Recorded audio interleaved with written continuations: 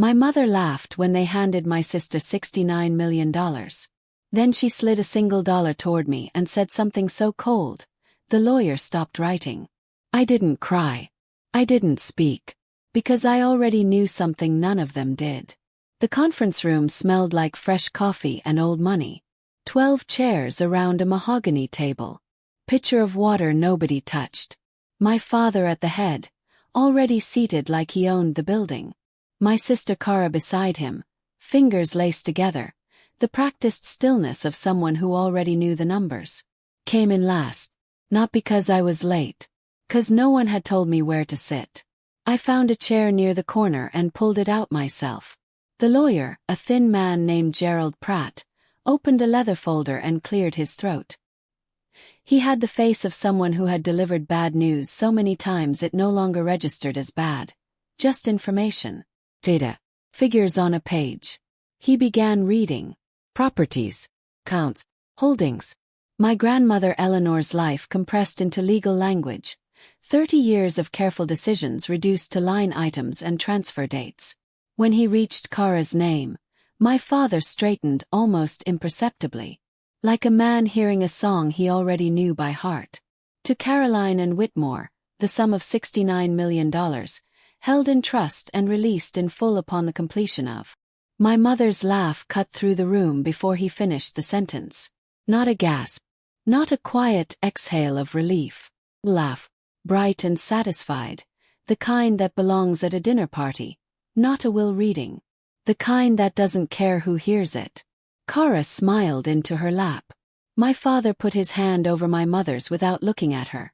Not to comfort her, but to slow her down. Not yet. Let him finish. Gerald Pratt finished. He turned the page. He found my name near the bottom. He paused. Just briefly. The way a person pauses before saying something they wish someone else had written. To Nora Jean Whitmore. My mother was already moving. Her hand slid across the table, index finger extended, pushing a single folded bill toward me like she was tipping a valet. $1. Crisp. Deliberate. Entered. She didn't look at me when she did it. She was already turning back to my father, already done. Gerald Pratt set his pen down. My father finally looked at me then. His expression wasn't cruel exactly. It was something worse, completely unbothered. The face of a man who had made a decision so long ago that its consequences no longer felt like consequences at all. Just outcomes, expected and unremarkable. Go earn your own, he said. The room held its breath. My mother turned then. Slowly. And when she spoke, her voice was soft, almost gentle, the way a person sounds when they believe they are being kind. Some children build things, Nora. And some children wait to be handed them. We always knew which one you were. The lawyer didn't write that down. Nobody disagreed. I looked at the dollar on the table. Then I picked it up, folded it once, and placed it in the inside pocket of my coat, right against my chest where I could feel it with every breath. I didn't respond. I didn't stand. I sat with my hands flat on the table and my face perfectly still, and I let the silence stretch until it became uncomfortable for everyone except me. Because I already knew something none of them did. And it could wait one more day. My grandmother called me on a Wednesday, 6 weeks before she died. Not to say goodbye. Eleanor Whitmore did not do goodbyes. She considered them self-indulgent, a way of making your own grief the centerpiece when someone else was the one actually leaving. She called to give me instructions. There's a green lockbox in the bottom drawer of my writing desk, she said. Her voice was slower than it used to be, but her words were still precise, still chosen like someone who understood that language, used correctly, was its own kind of power. The key is taped to the underside of the lamp on the right side. Don't take the box yet. Just make sure it's there. I drove to her house the next morning. The lamp. Key. The lockbox exactly where she said. I texted her. It's there. She replied in under a minute. Good girl. Now be patient. You were always the one who could wait. I didn't know then what I was waiting for. I know now that she did. She died on a Sunday morning in early November, in a room that smelled like eucalyptus and old wool blankets, with a window cracked exactly 2 inches because she had always insisted on fresh air and no one had the heart to argue with her in those final weeks. I was there. My parents were not. They arrived 40 minutes later, dressed for the occasion in the particular way people dress when they want grief to look good on them. My mother embraced the hospice nurse. My father shook hands with the doctor. Kara stood in the doorway looking beautiful and uncertain, the expression she had perfected for moments that required visible emotion but no actual action. I had already said what I needed to say. In the room, quietly, before anyone arrived, I stepped aside and let them perform. The weeks between her death and the will reading were a study in exposure. My parents moved through my grandmother's house like archaeologists of inheritance, lifting objects, assessing value, making quiet decisions about what would go where.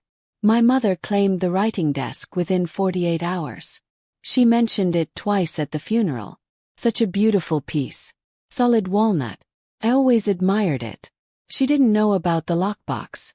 She didn't know because my grandmother had known exactly what she would do, and had planned around it the way she planned around everything. Quietly, early, and without announcing her intentions to people who would have interfered with them. I retrieved the lockbox the night before the funeral while my parents were at dinner. I didn't open it until I was home, sitting at my own kitchen table with a glass of water, and the particular stillness that only comes at 11 o'clock on a weeknight when the city has finally decided to quiet down.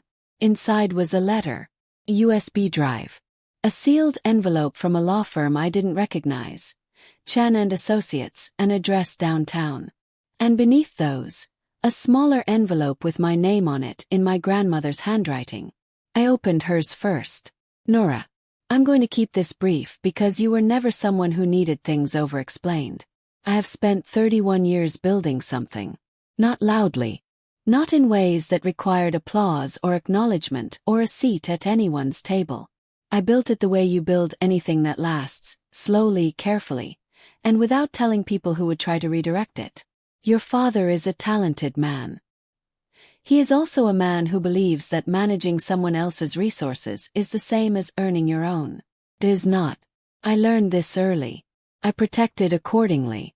Your mother loves performance. She loves the version of family that looks correct from the outside.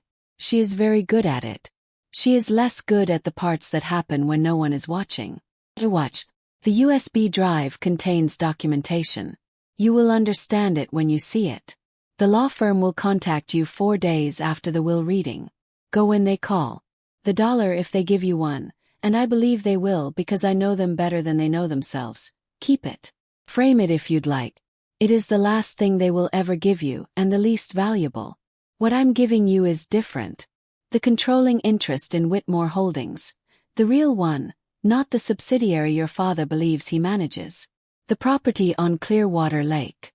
The investment accounts, all 7, which have been in a trust under your name since you were 11 years old. You asked me once, when you were small, why some people were generous and others only seemed to be. I didn't answer you then. I gave you a cookie and changed the subject.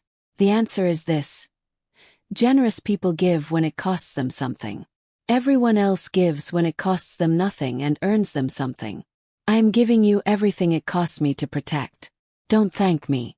Just use it well. Grandma L. Sylvia Chen was exactly the kind of attorney my grandmother would have chosen. No jewelry. No small talk.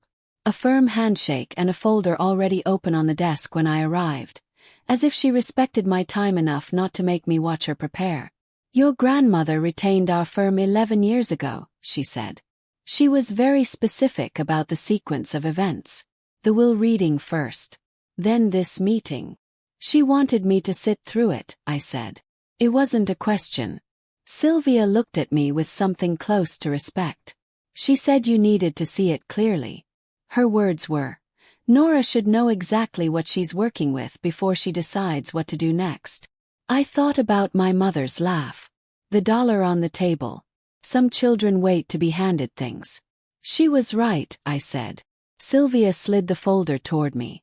31 years of documentation. Clean. Organized. Color-coded in a system that was immediately legible, as if my grandmother had known I would be the one reading it and had arranged it accordingly.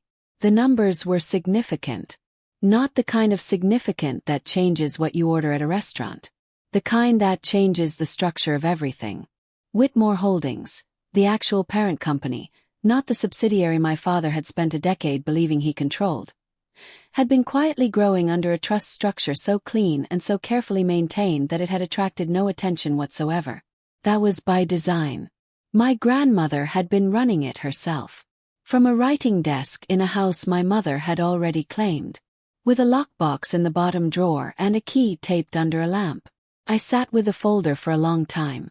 Outside Sylvia's window, the city moved without caring about any of it. Traffic, wind.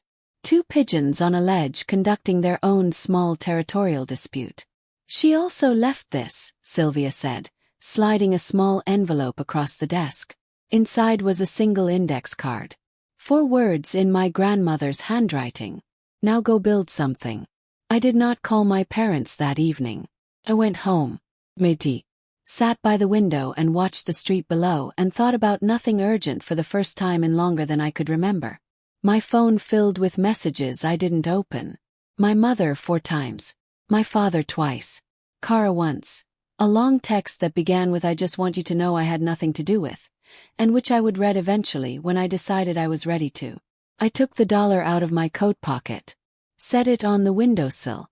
She was right, I said. Sylvia slid the folder toward me. 31 years of documentation. Clean. Organized. Color-coded in a system that was immediately legible, as if my grandmother had known I would be the one reading it and had arranged it accordingly. The numbers were significant. Not the kind of significant that changes what you order at a restaurant. The kind that changes the structure of everything. Whitmore Holdings, the actual parent company, not the subsidiary my father had spent a decade believing he controlled, had been quietly growing under a trust structure so clean and so carefully maintained that it had attracted no attention whatsoever. That was by design. My grandmother had been running it herself. From a writing desk in a house my mother had already claimed. With a lockbox in the bottom drawer and a key taped under a lamp. I sat with the folder for a long time. Outside Sylvia's window, the city moved without caring about any of it. Traffic. Wind. 2 pigeons on a ledge conducting their own small territorial dispute. She also left this, Sylvia said, sliding a small envelope across the desk. Inside was a single index card. 4 words in my grandmother's handwriting. Now go build something. I did not call my parents that evening. I went home. Midi. Sat by the window and watched the street below and thought about nothing urgent for the first time in longer than I could remember. My phone filled with messages I didn't open. My mother 4 times. My father twice. Kara once. A long text that began with "I just want you to know I had nothing to do with," and which I would read eventually when I decided I was ready to. I took the dollar out of my coat pocket. Set it on the windowsill. Go earn your own. I looked at it for a while. This small crisp rectangle that my mother had slid across a table like punctuation on a sentence she'd been composing for years. I thought about framing it, the way my grandmother suggested. I thought about all the things I could do with what she had left me, the quiet, patient 31-year architecture of it, and how none of those things required anyone's permission or anyone's approval or a seat at anyone's table. I thought about the lawyer's pen, the way it stopped, the way it hovered just long enough to mark the moment. Then I set the dollar back in my pocket, finished my tea and opened my laptop. My grandmother built something for 31 years without making a single announcement. I figured I could at least start without one. There's a particular kind of silence that follows when people realize the story didn't end where they thought it did. Not loud silence. Not dramatic silence. Just the quiet that settles into a room when the last word has already been spoken by someone who left before anyone thought to stop them. My family believed that will reading was a conclusion. A door closing on something they had already decided was finished. They were wrong. It was an introduction. My grandmother spent 31 years teaching me. Not with lectures, not with warnings, but with patience and precision and a lockbox in the bottom of a writing desk, that the people who build quietly are not the people who lose. They are the people who are still standing when the noise finally stops. I am still standing. The dollar is still in my pocket. And I am just getting started. If this story stopped you mid-scroll, good. That means something in it was real to you. Tell me in the comments. What would you have done with that dollar? And if you've ever been the one sitting in the corner chair, I see you. Stay close. There's more coming.